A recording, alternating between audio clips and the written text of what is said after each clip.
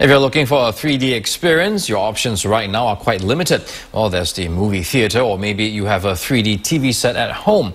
Well, now one Singapore company is promising to bring the 3D experience to the palm of your hand.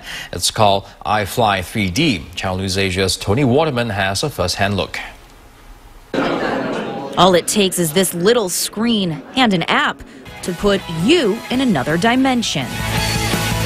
At least that's the promise of NanoView, a Singapore-based company that has developed a smartphone screen cover that lets you view movies and images in 3D. When you went from black and white to color, it was intuitive.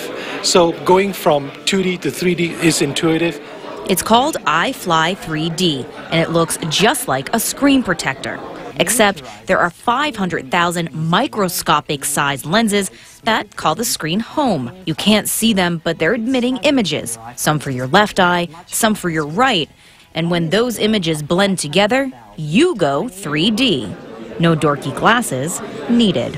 CEO and founder Alfred Chong is betting his success on the ubiquity of the smartphone.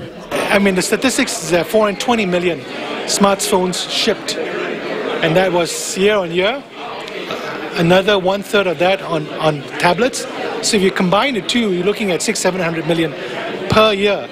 So if we're just able to address just 1% of that market, we already have a few $100 million business.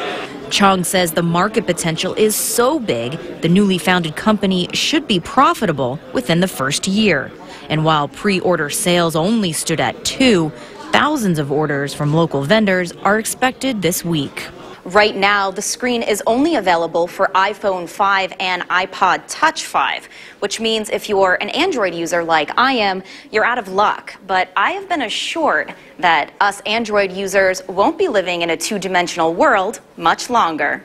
NanoView says Android screens will be out in the next few months, along with one for the iPad. Philip Lim is the CEO of A-Star's tech transfer arm. He says as sales of EyeFly ramp up, the manufacturing side of the business could come to Singapore. I think in the initial, the manufacturing capabilities are still overseas.